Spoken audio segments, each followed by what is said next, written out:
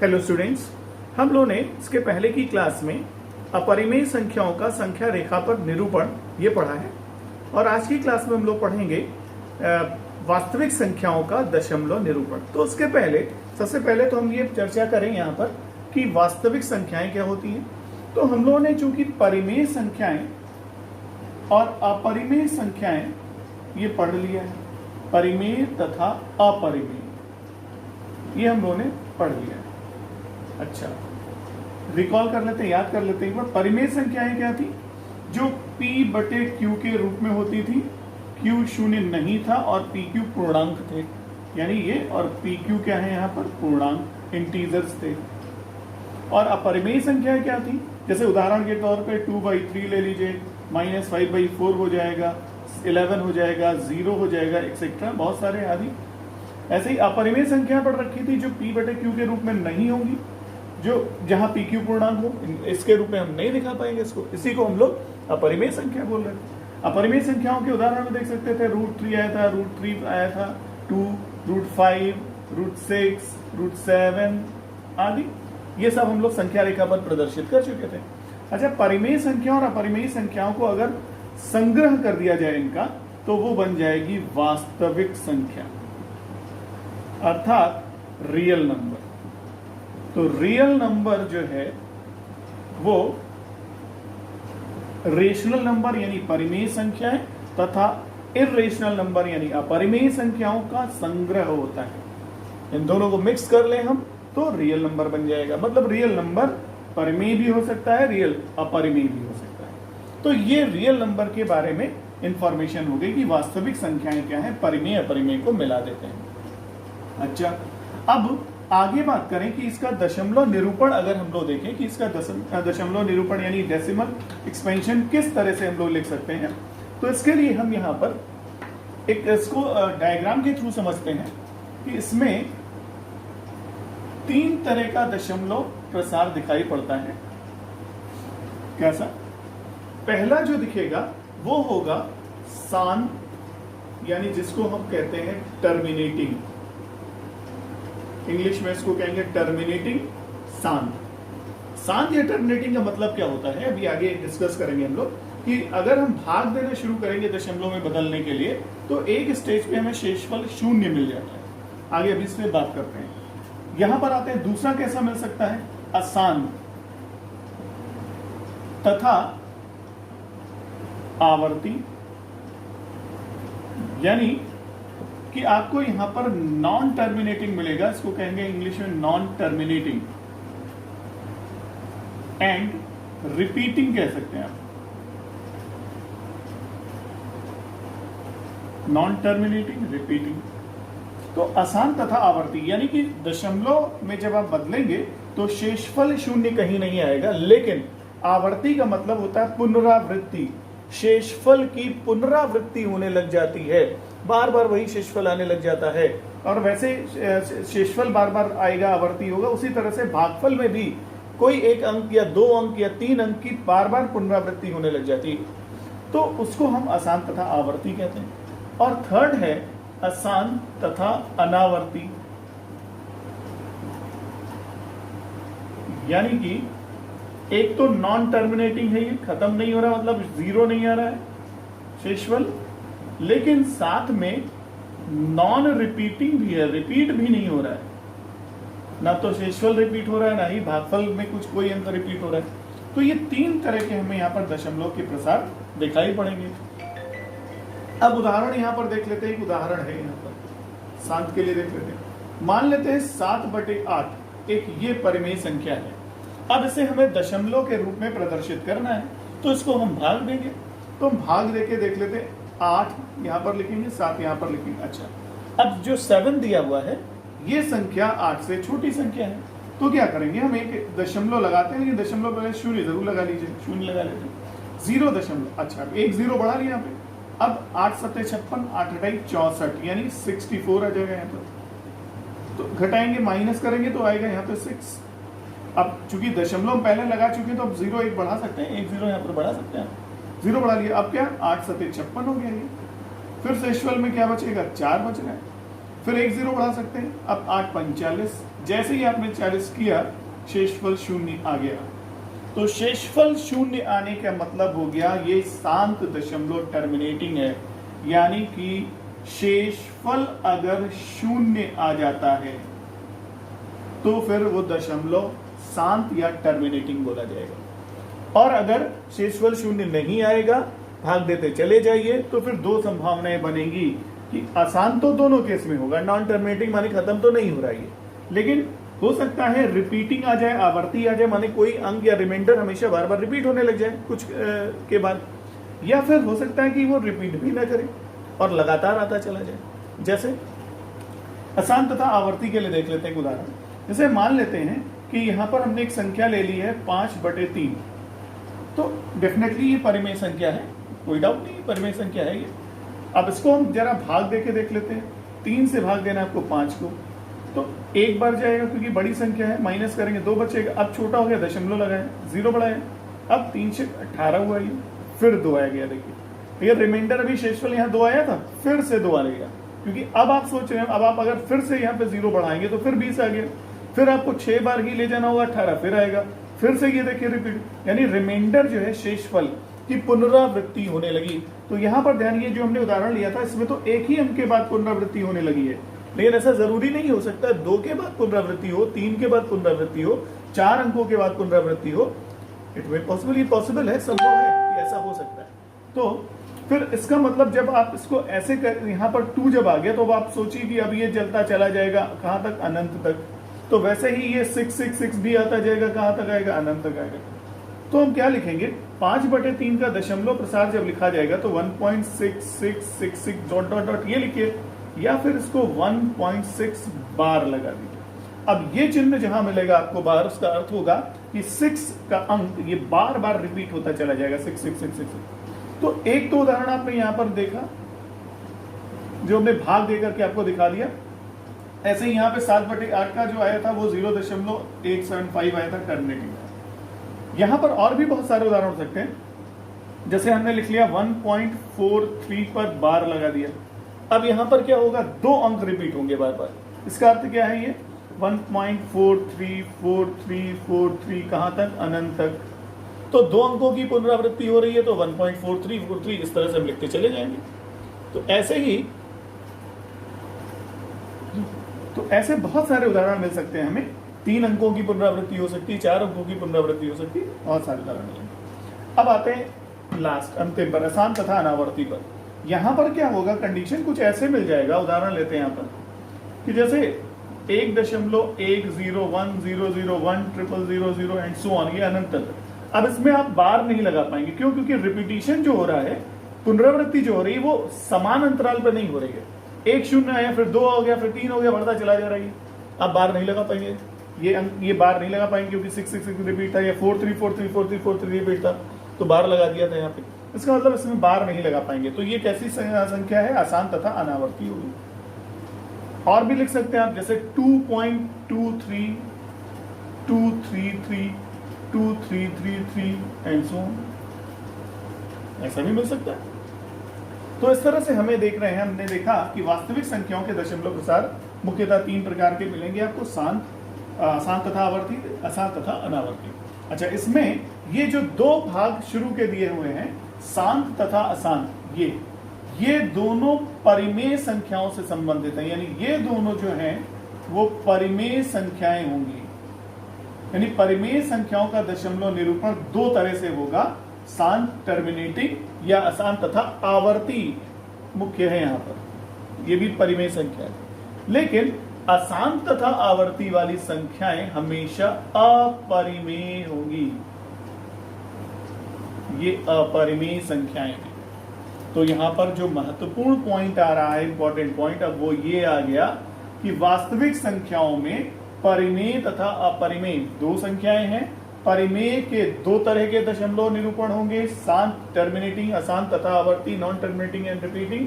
लेकिन अपरिमेय का केवल एक होगा, अशांत तथा अनावर्ती, non terminating and non repeating. तो इस तरह से हम ये देख सकते हैं कि यहाँ पर हमें परिमेय अपरिमेय संख्याओं में भी हम इसको भाग से डिवाइड कर सकते हैं, और उनके दशमलव प्रसार को आप अलग अलग तरीके से समझ सकते हैं। और वास्तविक संख्याओं के रूप में देखेंगे तो 3 प्रकार होगा।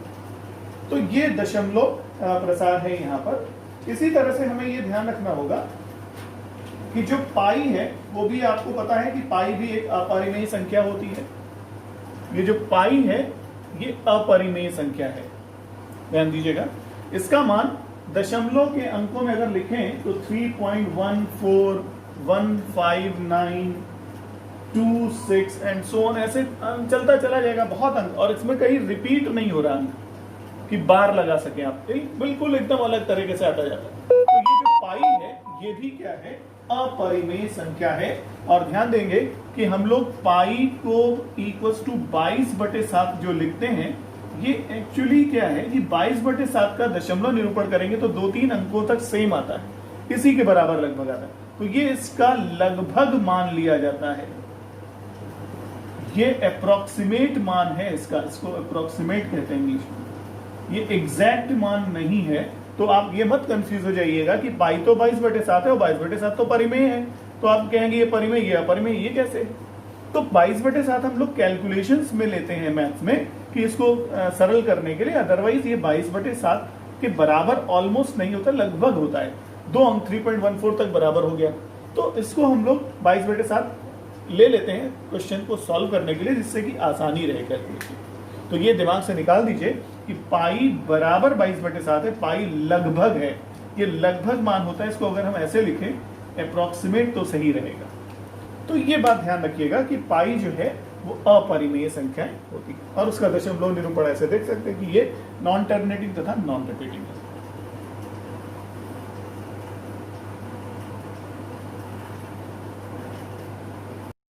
अब एक उदाहरण लेते हैं, और उदाहरण ये है 1/7 का दशमलव प्रसार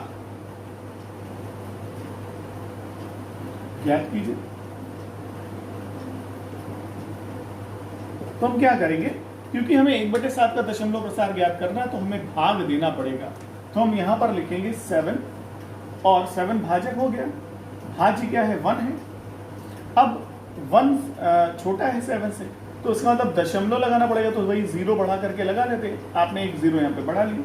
अब ये संख्या बड़ी होगी, 7 से भाग देते हैं, एक बार जाएगा ये। अब यहाँ पर 3 शेषफल आएगा।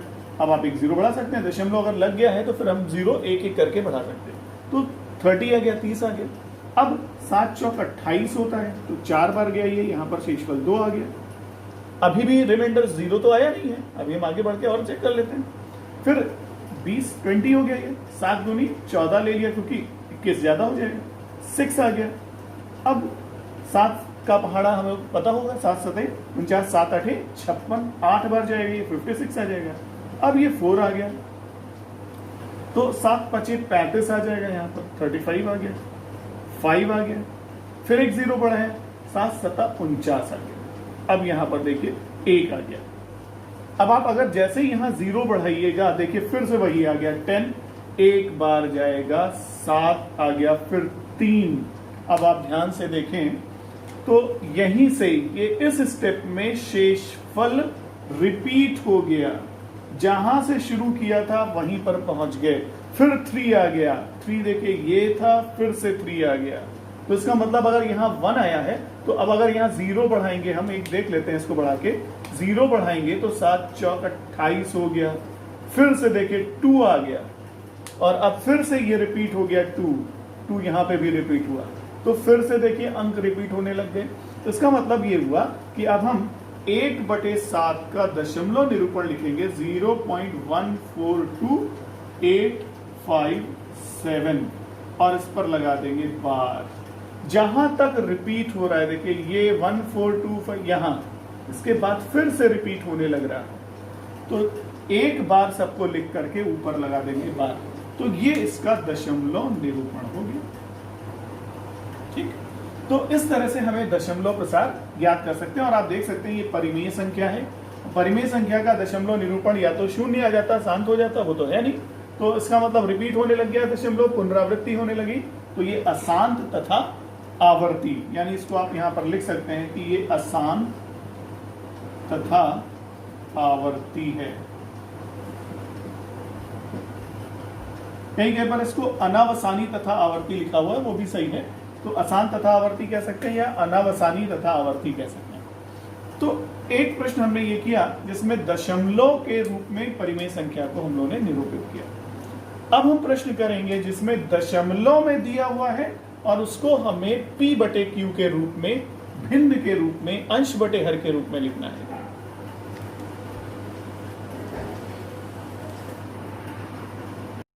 तो अब हम उदाहरण लेते हैं जिसमें हमें दशमलव में परिमेय संख्याएं दी हैं और उसे p बटे q के रूप में हमें प्रदर्शित करना है। तो पहला उदाहरण ले लेते हैं। जैसे मान लीजिए दिया हमें 2.13758। अब ये दशमलव प्रसार कैसा है कि ये शांत यानी टर्मिनेटिंग प्रसार है, क्योंकि बार नहीं लगा हुआ है, डॉट डॉट करके बना नहीं है, डॉट डॉट हो भी नहीं सकता था इनफाइनाइट तक, क्योंकि यहाँ पर ये परिमेय संख्या दे रखा है। तो ये या तो शांत होगा, अशांत होता तो आवर्ती होगा, तो बार लगा सकते थे। तो ये हमें शांत दशमलव दिया। तो दो तरीके के दशमलव परिमेय संख्याओं में मिलेंगे, एक तो शांत या अशांत। तो शांत वाले को देखिए कैसे बदलते हैं हम लोग। तो क्या करेंगे, हम संख्या यहाँ पर करेंगे, लिखेंगे 2.137528 डिवाइडेड बाई, भाग दे देते हैं। करना क्या होगा कि जहां पर आपने दशमलव लिखा हुआ है ये, उसके स्थान पर यहाँ 1 लिख लेते हैं। फिर इसके बाद संख्याओं को गिनेंगे दशमलव के बाद, 1 2 3 4 5 6 हैं, तो 6 zeros, 1 2 3 4 5 6, और ये दशमलव हटा दिया। अब आप इसको लिख सकते हैं 2137528 अपॉन, एक के बाद 1 2 3 4 5 6, तो 6 zeros यहाँ पर लगा दिया। अच्छा, अब आप चाहे ये ध्यान रखिएगा कि अगर कुछ भाग दे सकते हैं, दोनों में कुछ कॉमन डिवाइजर दिख जाए तो आप इसको भाग देकर के सरल जरूर कर दीजिए। तो सरल करने का मतलब ये हुआ कि अगर अंश और हर किसी कॉमन या एक संख्या से भाग दे डिवाइड हो जा रहे हैं, तो जैसे देखिए यहाँ पे इकाई के अंक के स्थान पर 8 है और यहाँ पे इकाई पे 0 है, तो ये 2 से विभाजित होगा, ये भी 2 से विभाजित होगा। तो हम क्या करेंगे, 2 से इसको विभाजित करके लिख लेते हैं। तो पहले 2 एकम 2 हुआ, डायरेक्ट भाग करके लिख सकते हैं, आप रफ पे भी कर सकते हैं। फिर ये 1 बजा तो 0 लिखना पड़ेगा, 13 आ गया तो 2 छंग 12, फिर 17 के लिए 2 8 16, फिर 15 के लिए 2 7 14, फिर 12 2 छंग 12 और 2 चौ 8 कर दिया। अब इसको काट लेते हैं, तो 2 पंचे 10, फिर 1 2 3 4 5 0 लगा दीजिए। अच्छा, अभी भी ये क्या है, संख्या 2 से विभाजित हो जाएगी, तो 2 से विभाजित कर देते हैं, फिर से इसको भाग देते हैं। काट नहीं रहे यहाँ पे, लिखना थोड़ा अच्छा नहीं है। 2 से 2 पंचे 10, 2 3 6, 2 चौका 2 3 6, 2 8 16, 2 2 नहीं 4, यहाँ पर 2 2 नहीं 4, 2 पंचे 10। अब 1 2 3 4 0 लगा दीजिए। अभी भी 2 से डिविजिबल हो रहा है। फिर काटते हैं, 2 2 नहीं 4, 2 छंग 12, 2 से 7 14, 2 एकम 2, 2 9 18, 2 एकम 2। अब यहाँ से 2 एकम 2, 2 2 नहीं 4, 2 पंचे 10, तो यहाँ तक कोई 1 3 0 बचे। अब ये संख्या विभाजित नहीं होगी 2 से, तो हम यहाँ पर रुक जाएंगे और बाकी संख्या फिर किसी और से डिविजिबल होगी नहीं, क्योंकि ये 5 से है, ये 5 से विभाजित होता नहीं है, तो ये आगे किसी से और से विभाजित नहीं होना है। इसलिए यही इसका p बटे q रूप यानी भिन्न का रूप होगा दशमलव 2.137528। तो शांत वाले के लिए आपको क्या करना होगा, दशमलव हटा करके वहां पे 1 रखना होगा, फिर संख्याओं को गिनना होगा, जितने अंक हैं दशमलव के बाद उतने 0 बढ़ा देंगे। अगर सरल हो सकता है तो सरल करेंगे, नहीं तो उत्तर वहीं पर छोड़ देंगे। तो ये हो गया हमारा एक शांत पर आधारित प्रश्न। अब एक हम आसान तथा आवर्ती का ले लेते हैं और उदाहरण ले लेते हैं कि 1.3 बार को p बटे q के रूप में प्रदर्शित करें। अब क्या करेंगे आप, ऐसे प्रश्नों को हल करने का तरीका क्या होगा कि हम इसको ऐसे मानेंगे कि माना x बराबर 1.3 बार, ये आप मान लेते चलिए, एज्यूम कर लेते हैं कि x बराबर ये। फिर क्या करना होगा, इसको आप लिखिए 1.3333 ऐसे करके डॉट डॉट डॉट डॉट करके समीकरण 1 दे दीजिए। क्या करना है, पहले तो आपको x मान लेना है जो बार दिया हुआ होगा, फिर आपको बार हटा के बार बार वो अंक की पुनरावृत्ति कर लेनी, 2 3 4 बार करके छोड़ के डॉट डॉट डॉट छोड़ दिया। अब क्या करना है, एक अंक की पुनरावृत्ति अगर हो रही है तो समीकरण 1 को 10 से गुणा कर दीजिए। तो हम क्या करने जा रहे हैं कि समीकरण 1 को 10 से गुणा कर दे रहे हैं। तो क्या मिलेगा हमें 10x बराबर, अब दशमलव एक अंक दाहिने जाता है 10 से गुणा करने पर, तो 13.3333 dot dot dot dot dot, ये समीकरण 2 दे देते हैं। क्या किया हमने, एक अंक की पुनरावृत्ति हो रही थी तो हमने क्या किया, एक के बाद एक 0 लगाया, तो 10x हो गया। 10x से इसको गुणा कर दिया और फिर जब गुणा करेंगे तो दशमलव दाहिनी तरफ एक खिसक जाएगा, तो 13.3333 ये हो गया। अब हम समीकरण 2 से 1 को घटा देते हैं, तो 10x माइनस x, 10 में से 1x जाएगा, कितना बचेगा, 9x बचेगा। अच्छा, इसमें से ये घटाइए तो देखिए दशमलव के बाद के अंक तो सब समान है ना, इक्वल है, तो सब 0 आ जाएगा। 13 में से 1 घटेगा, कितना आएगा, 12, तो इसको हम 12.000 लिख सकते हैं। हालांकि 00 लिखने की जरूरत नहीं है, आप सिर्फ 12 लिख लीजिए। जब 00 आ गया तो फिर हटा सकते हैं, कोई दिक्कत नहीं है। तो x बराबर क्या आ जाएगा, 12/9, 3 से कैंसिल कर देते हैं, 4/3। तो x बराबर क्या आ गया, 4/3, यानी 1.3 बार का जो p/q रूप है वो 4/3 होगा। ये है इसका उत्तर। तो ध्यान रखना होगा, एक अंक की पुनरावृत्ति है तो 10 से गुणा करेंगे, 2 अंकों की पुनरावृत्ति है तो 100 से गुणा करेंगे, एक के बाद 2 0 हो जाएगा। इस तरह से हम लोग गुणा करके और फिर समीकरण को घटा करके, देखिए इसमें जो उद्देश्य मेन गुणा करने का ये होता है कि हमें समीकरण में दशमलव के बाद के अंकों को समान बना लेना है। तो अब जैसे मान लीजिए कि ये एक उदाहरण था, अगर दूसरा उदाहरण लेते हैं हम, कि हम ले लें कि 3.42 बार, अब ये 2 अंकों में लग गया है, तो जब इसको हम x बराबर लेके चलेंगे 3.424242 डॉट डॉट डॉट डॉट, पहला समीकरण बना है। अब अगर आप इसको 10 से गुणा कर देते हैं तो 10x इक्वल्स टू ये 34.2424 ऐसे एंड सो ऑन रहेगा। तो जब आप इसको घटाएंगे तो फिर दशमलव के बाद 0 नहीं आएगा, तो हम फिर प्रॉब्लम आ जाएगी हमारी और हम p/q रूप नहीं मिल जाएगा। तो क्या करना होता है, दशमलव के बाद के अंक अगर समान है तो घटाने पर 0 आ जाएगा दशमलव के बाद।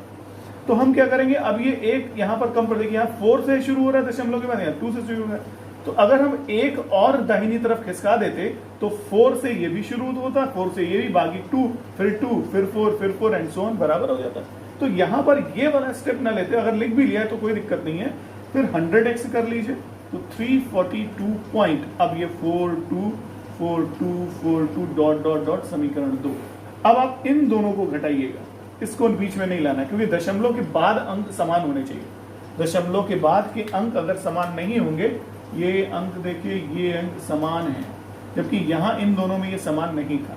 तो अब आप जब सब्ट्रैक्ट करेंगे, घटाएंगे, तो 100 में से x घटाएंगे तो आएगा 99x। दशमलव के बाद का तो सब 0 हो जाना है। 342 में से 3 घटाइए तो 339 आ जाएगा। x बराबर आ जाएगा 339/99। अब इसको सरल कर सकते हैं, 3 से विभाजित हो जाएगा, क्योंकि 3 एकम 3, 3 एकम 3 त्रिका 9, तो ये आ गया 113/33। अब ये आगे डिवाइड नहीं होगा, तो x बराबर हो गया 113/33। ये 3.42 बार का p/q रूप है। तो आपको ये ध्यान रखना होगा कि जितने अंक का रिपीटिशन है उतने जीरोज लेके गुणा करेंगे, बल्कि ये याद रखिए कि दशमलव के बाद के अंकों की जो पुनरावृत्ति हो रही है वो समान होनी चाहिए, तभी हम इसको हल कर पाएंगे, क्योंकि तभी घटाने पर दशमलव के बाद 0 मिलेगा और हमें पूर्ण संख्या वहां पर पूर्णांक मिल जाएगी।